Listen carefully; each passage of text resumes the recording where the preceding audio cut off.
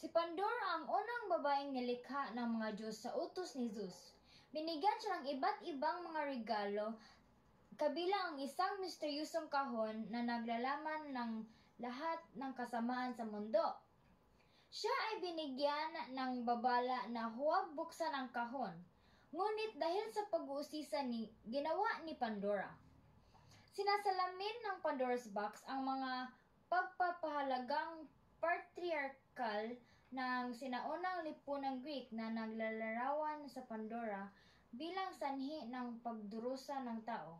Ang kwento ay nagpapatibay sa mapaminsalang stereotype na ang pag-usisa ng babae at pagsuway ay mapanganib, na nagpapahiwatig na ang mga babae ay dapat na kontrolin.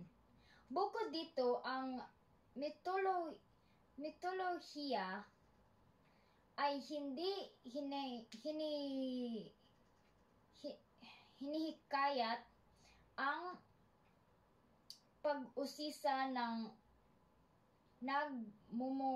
nagmumungkahi na ang paghahanap ng kaalaman ay humahantong sa mga negatibong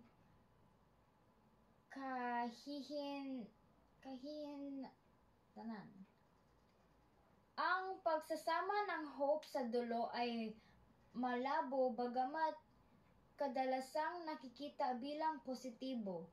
Maaari itong tingnan bilang isang huwad na kaaliwan na nagpapaantala sa pagtanggap ng pagdurusa.